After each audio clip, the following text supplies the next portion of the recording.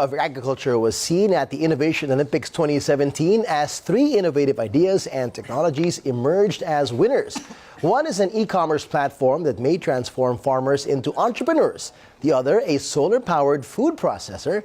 And third, technology to inform farmers of the status of their farms. And we have the minds behind these projects this morning here in our Quezon City studio. First, to my left, Aaron David from the AIDS and Institute of Management, Mark Limbo and Vince Maningas, both from the University of the Philippines, Los Baños. Gentlemen, thank you for joining us. Thank you. Good morning. Good morning. Especially to 2 of you who come from Laguna. I know you traveled very early this morning. Okay, one by one, I want to get to know more about your projects and how you came about it and what inspired you. I'll start with you, Aaron, with AgriViz. I know this is an e-commerce platform that basically you want to use data analytics, right, Yep. to help these farmers be more productive. Tell us a bit about this. First of all, what was the problem that you saw that you wanted to help them with?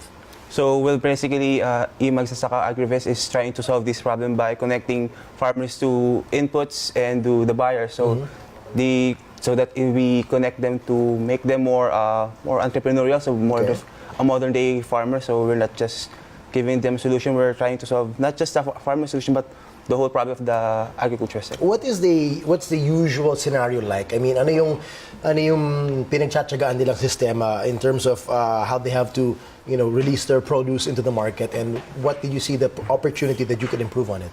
Well, from the things that we've learned from these farmers by interviewing them, what we learned is that they're just used to the traditional way, the usual things from what they learned from their grandfathers, fathers. So we're trying to make them more 21st century ready. So instead of just doing their usual practice, we want to make it more to widen their market. So if yung market nila is divisory lang, maybe the price for these vegetables being more higher in maybe Cebu or in Mindanao or on a different province. And when you say market-driven rather than production-driven, I think that's a key phrase there. Now, how do you differentiate these two, and how do you explain it to these farmers that this is the way to go in terms of making them more profitable? Yeah. For the market-driven, it is market-driven since, for example, the market is asking for, say, 100 kilograms of onions, but these farmers are producing, say, 100 kilograms of say, pechay. Okay. So if they're more market-driven, they would be able more prepared. So if the market is saying onions, then we'll plant onions. So all of their produce would be bought by these buyers. Okay. So how does this work with them in their hands? What do you give them now? Is this an app or a website? How do they get a hold of this data, and how easy to understand is it for them? For now, we're going to use a online platform, so it's a web-based. So I think the learning curve for these farmers would be not quite steep, but I think it'd be with the help of their children who are more tech savvy, it will be easier for them. Interesting. Okay, I'll move over now to Mark from Team iAgriVentures from UP Los Baños as well. And this is interesting. You developed a multi-crop dryer. Yes. And first of all, very few people realize that is a problem, overproduce when there's a lack of demand for a certain crop. And where does it go? Did they just throw them to waste? Basically, for most tomato farmers here in the Philippines, if there's an overproduction of tomato, they are forced to sell it at a lower price. Sometimes they sell it at around 5 pesos to 1 peso per kilogram. And worse, some of them are just nabubulok. Right, just going to waste. And so obviously you're offering them a way to have an easier way to have dried tomatoes. Yes. First of all, what is the potential of dried tomatoes in the market as compared to, as you said, selling it for the cheapest price of 5 pesos or even worse, just throwing it away? For its potential, I think since sun-dried tomatoes here in the Philippines is not that particularly popular to be used. So what we are trying to make here is to make it more accessible to Filipino households. So, because basically sun-dried tomatoes are most popular for restaurants, particularly for Italian cooking. I'm already thinking of pasta. Yeah. Yes. But according to one of our mentors, Dr. Glenn Gregorio, sun-dried tomatoes can also be used for cooking sinigang. Ah, really? So I think there's a that's right. potential that Interesting. these sun-dried tomatoes can penetrate also the Filipino. All right. Now, talk about the tech part of this. Apparently, you're using a solar-powered equipment to do the drying. So basically, the product is what we call the multi-dry. So it's a multi-commodity solar tunnel dryer. Okay. So basically, it uses the power of the sun to dry the produce.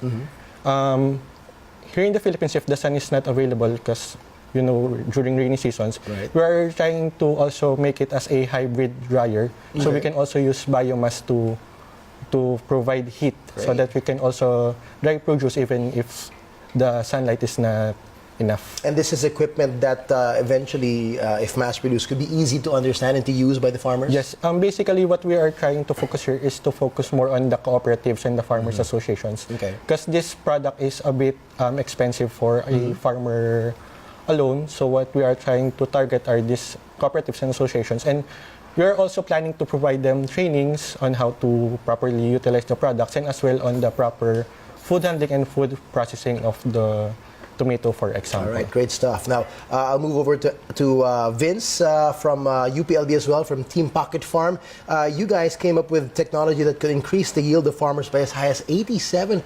That's a very eye-popping number. Of course, if you're a farmer, like, yes, sign me up there. But you're using something very, some might say analog, no? SMS. How did you think of using something as SMS as compared to today? We're into the high-tech world of, data-driven stuff. We're using apps and 3G and 4G. Why SMS? First of all, the coverage of the range of SMS is nationwide, or even globally. So the range is already out of the question. And second of all, SMS is already a pre-existing technology, meaning that even the old farmers, the population of farmers consists of, the majority of it consists of old people. Okay. So old people already know the technology of SMS. So basically, we utilize the knowledge of the farmers about SMS. That's why we use that service. All right. And now that you have a easier way and a faster way, arguably, to disseminate information, how is this? What's the process like in terms of what are the key bits of information that they need that could help them have better yields in terms of just knowing the situation and knowing what they're going to be dealing with? Now, our technology, Pocket Farm, it is a monitoring system that gives data to the farmer readily. So it means that the farmer just needs to text the farm, and the farm will reply to the farmer. For example, if the farmer wants to know the soil moisture of the farm, the farm will just tell the farmer the soil moisture. And if the farmer wants to subscribe to the weather forecast for a week or for a month, the farm will also tell the farmer what's the weather forecast. Now, how does that help the farmer? Because you're saying the farm. This is not a human being, right? It's not the human. It's the farm. Now, how would the farm help the farmer? Right, Now, the farm can water itself. Now, by the farm watering itself, it means that it knows how much resources it needs to produce that the maximum amount of yield with the least amount of resources. So, you mentioned earlier that there is a 87% increase in yield. That is using one type of irrigation that is very common in vegetable, which is drip irrigation. Okay. Now, if you use drip irrigation, you will increase your yield by up to 86%. Now, with our monitoring technology, the technology will ensure that the system will just put out the optimum amount of water, meaning that you will increase your yield, nearly double it, and save by up to more than 65% on your water consumption. Wow, brilliant stuff. Okay, now, before I let you all go, it's fascinating to know how young you all are. And I think that brings the irony of it all, because that's the challenge, apparently, with the farming industry, because a lot of these farmers are old, and their kids, and maybe even their grandkids, are not so keen on getting into the farming industry. With the help of this technology, so I want to ask your opinions on this. With what you guys are doing, you think it's going to help get their younger generation of farmers into farming? Well, hopefully, what really our long-term vision for this project is to not just attract the millennials, but also the retiring old people who to to go to farming, because our agriculture sector is really on a downward decline. So it's really a bad situation. So for us, we want to, by informing these people that that agriculture is a good business, it's a attractive business that could be a legitimate source of income, steady cash flow. We hope that they'll be able to go back to farming, because as we've always said, we've all known from college, from grade school up to elementary, that we are agricultural country. So hopefully we'll do that. Well said. Now for Mark naman, how do you address the technophobia of maybe some of these old farmers who want to be old school and they don't want to change their old ways? And when technology is there, how do you make it plain and simple to them and say this makes the most sense for you? Well, I think for most farmers, as you said, they are having this technophobia with regards to current technologies and innovations we have in agriculture. So I think what they need is just proper information and education about what these technologies can do on their farm, how can it help them. Because I think if they are aware of the possible positive impacts of these technologies, I think they are more than willing to utilize these technologies for their farm as well. And same to Vince, with regard to that when the younger generation sees the potential and increasing earnings, better yields, because obviously a lot of them still live in poverty amidst them having a highly potential business with them.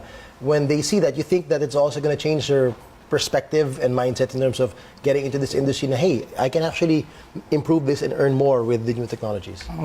Basically, we want to remove that technophobia by taking it one step at a time. Okay. So we want to make agriculture cool for the kids, for the younger people. At the same time, make it accessible to the already existing population of the agriculture sector. So that is our main objective. All right, very well said, gentlemen. And again, congratulations to you all, Team Agrivis, Team iAgriVentures, Team Pocket Farm, Aaron, Mark, and Vince. Great stuff. We wish you all the best, and we hope that you inspire more young technopreneurs to do a lot of good stuff to help our farmers out there like you guys. Thank you so much.